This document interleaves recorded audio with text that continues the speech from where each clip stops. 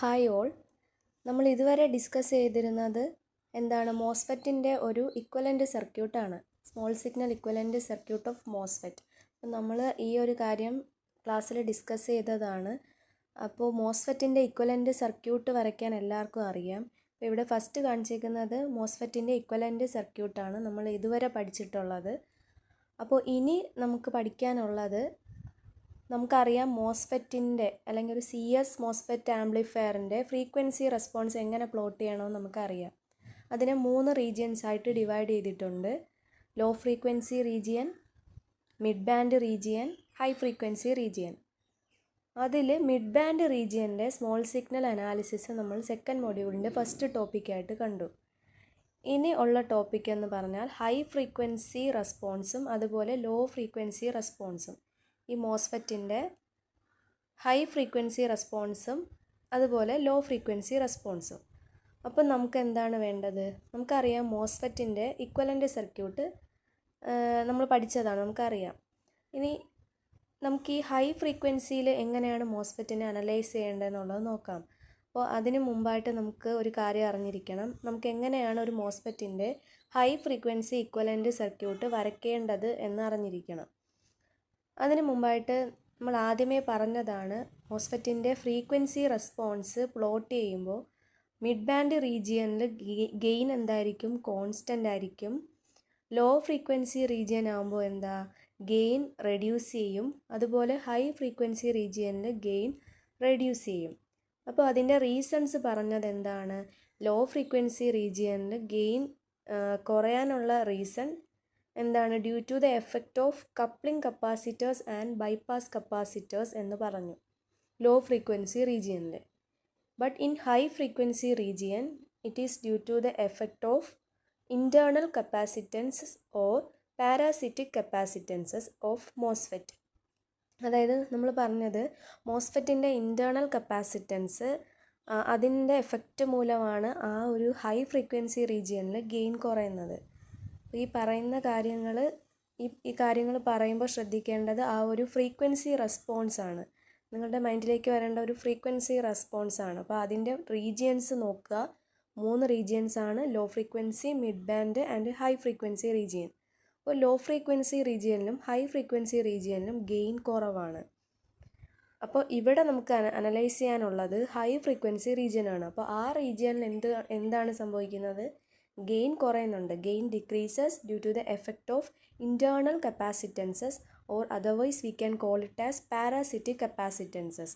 അപ്പോൾ ഈ ഒരു ഇൻറ്റേർണൽ കപ്പാസിറ്റൻസ് അല്ലെങ്കിൽ പാരാസിറ്റിക് കപ്പാസിറ്റൻസിൻ്റെ എഫക്റ്റ് മൂലമാണ് ഹൈ ഫ്രീക്വൻസി റീജിയനിൽ ഗെയിൻ കുറയുന്നത്. ഓക്കെ, ഇനി നമുക്കത് നോക്കേണ്ടത്, ആ ഒരു ഹൈ ഫ്രീക്വൻസി റീജിയനിൽ നമുക്ക് മോസ്ഫെറ്റിൻ്റെ ഇക്വലൻ്റ് സർക്യൂട്ട് വരയ്ക്കണം. അപ്പോൾ ഇക്വലൻ്റ് സർക്യൂട്ടിലൊരു ഡിഫറൻസ് വരുന്നത് അവിടെ ഇൻറ്റേർണൽ കപ്പാസിറ്റൻസസ് ഉണ്ടായിരിക്കും. നമ്മൾ ആദ്യം കണ്ടു, ഈ ഒരു ഫിഗറിൽ നിങ്ങൾക്ക് കാണാം, മോസ്ഫെറ്റിൻ്റെ ഒരു ഇക്വലൻ്റ് സർക്യൂട്ടാണ്. അവിടെ എന്ത് മാത്രമേ ഉള്ളൂ? ഇവിടെ വേറെ കപ്പാസിറ്റൻസസോ അങ്ങനെ ഒരു കമ്പോണൻറ്റും ഈ ഒരു ഇക്വലൻ്റ് സർക്യൂട്ടിൽ ഇല്ല. അപ്പോൾ ഇനി നമുക്ക് ഹൈ ഫ്രീക്വൻസി ഇക്വലൻ്റ് സർക്യൂട്ടിലോട്ട് പോകുമ്പം ഇവിടെ നിങ്ങൾക്ക് കാണാം, ഈ ഒരു ഫിഗറിൽ 2 കപ്പാസിറ്റൻസ് ഉണ്ട്. ഈ 2 കപ്പാസിറ്റൻസ് മോസ്ഫെറ്റിൻ്റെ ഇൻറ്റേർണൽ കപ്പാസിറ്റൻസ് ആണ്. അപ്പോൾ നമുക്ക് ഹൈ ഫ്രീക്വൻസിയിൽ എന്തിൻ്റെ എഫക്റ്റാണ്? Effect is due to the എന്താണ്? Internal capacitances. അപ്പോൾ ഇവിടെ 2 ഇൻറ്റേർണൽ കപ്പാസിറ്റൻസ് ഉണ്ട്. ഒന്ന് CGS, അനദർ വൺ CGD. അപ്പോൾ ഇവർ രണ്ടുപേരും എങ്ങനെ വന്നു എന്നുള്ളത് നോക്കാം.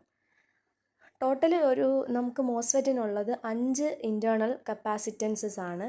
ഏതൊക്കെയാണെന്ന് പറഞ്ഞാൽ, ഒന്ന് CGS, CGD, CGB, CSB and CDB. Okay, ഇപ്പോൾ ഇതാണ് 5 കപ്പാസിറ്റൻസസ്.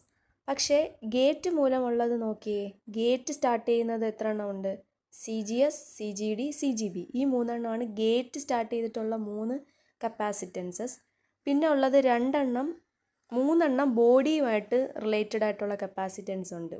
CSB എന്ന് ഉദ്ദേശിക്കുന്നത് സോഴ്സ് ബോഡി, CDB എന്ന് പറയുന്നത് ഡ്രെയിൻ ബോഡി, CGB എന്ന് പറയുന്നത് ഗേറ്റ് ബോഡി. അപ്പോൾ നോക്കിയേ, നമ്മൾ പഠിച്ചിട്ടുണ്ട് എന്താണ്? Source is shorted with body ടെർമിനലുമായിട്ട് സോഴ്സ് ടെർമിനൽ ഷോർട്ടഡ് ആണ്. അപ്പോൾ ബോഡി ടെർമിനൽ നമുക്ക് ആവശ്യമില്ല. അപ്പോൾ അതെന്താണ്, അതിനെ നമുക്ക് നെഗ്ലക്റ്റ് ചെയ്യാം. ബാക്കി വരുന്ന 2 കപ്പാസിറ്റൻസ് CGSഉം CGDയും ആണ്. ആ 2 കപ്പാസിറ്റൻസാണ് നമ്മൾ ഇവിടെ കണക്ട് ചെയ്തിട്ടുണ്ട്. ഇക്വലൻ്റ് സർക്യൂട്ട് സെയിം ആണ്. Only difference is in the presence of this internal capacitances CGD and CGS. Okay, ഇനി ഇത് കണക്ട് ചെയ്തേക്കുന്നത് എങ്ങനെയാണെന്ന് നോക്കാം. CGS എന്ന് പറഞ്ഞാൽ ഗേറ്റും സോഴ്സും. നമുക്കറിയാം ഇതാണ് ഗേറ്റ്, ഇതാണ് സോഴ്സ്.